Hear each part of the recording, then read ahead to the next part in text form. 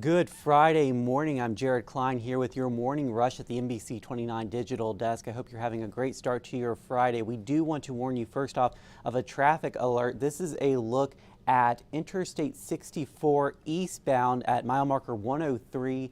As you can see, the camera's a little bit blurry there, but traffic is being redirected. It is being backed up here due to some sort of an issue on the roadway. So if you are traveling that way, make sure that you take your time or maybe plan a detour route. Let's take a look at the top web stories this morning you guys are clicking on. Coming in at number 1, a Gordonsville man killed in 10th and Page Street shooting, police increasing presence of officers. Coming in at number 2, end of emergency SNAP benefits worrying Delegate Hudson. And number 3, Charlottesville and apartment managers inspect a rat infestation at Greenstone on 5th. All right, well, Nicholas Pendleton of Gordonsville is the third person to die from gunfire in Charlottesville this year. Police say he was found wounded at Page and 10th. Investigators believe the shooting happened on nearby Hardy Drive. Charlottesville's new police chief, Michael Kochis, says his department is focusing on 3 specific areas in the city in response to the violence. He's also adding more patrols and using federal resources to try and slow down the flow of guns. Kochis says his department has to be part of the community solution. Trust that we're going to police in a way that is ethical and that is constitutional, and we're going to do just that. But again, it's going to take time. CPD says that these strategies are underway now. They are hoping to start more community events and engagements to address the gun violence issues. Well, there is a bill now on Governor Glenn Youngkin's desk, and it would give local law enforcement the power to implement a curfew during times of civil unrest. That curfew could last for up to 24 hours. The Senate bill stems from the riots and protests following the killings of Breonna Taylor and George Floyd, when many local leaders put in place curfews in response.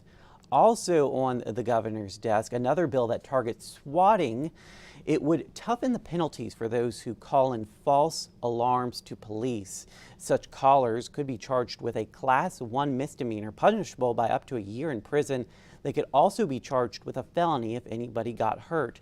Now, dozens of schools across the state have been the targets of these swatting calls in recent months, wasting both time and resources. All right, well, a Greene County man with a stupendous mustache is now achieving worldwide fame. You may have first seen Bob Baker right here on NBC29 or newspaper. Now, as Marty Hutlaw shows us, Baker is trying to cash in on his already award-winning facial hair. Take a look.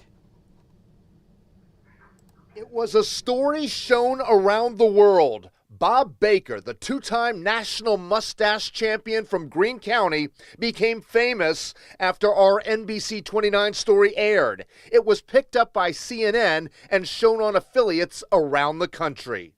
Then the next day, I started getting messages from people in San Francisco, New Mexico, Nebraska, all around the United States, told me, I saw you on my local news.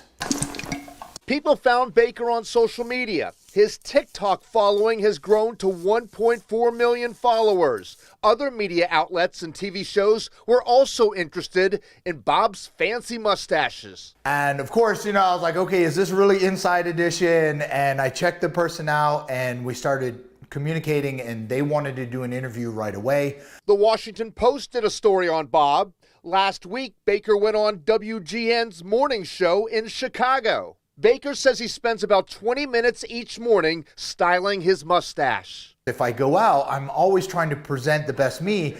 And when I run into people who may recognize me, I want to make sure that I'm presenting a good mustache for them. The most popular question, how do you eat and drink? When it's not styled, I'll kind of take my fingers and push it so I'm not chewing on it. If it gets dirty, it's okay. I don't want to chew on it and break the hairs. Bob says he still hasn't come across that big money-making opportunity. A lot of people say I look like the Pringles guy.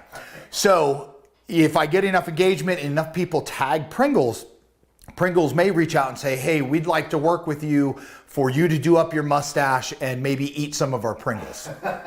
Marty Hutloff, NBC29 News. All right, thank you, Marty, for that story. Well, patients at UVA Children's Hospital now have new teddy bears.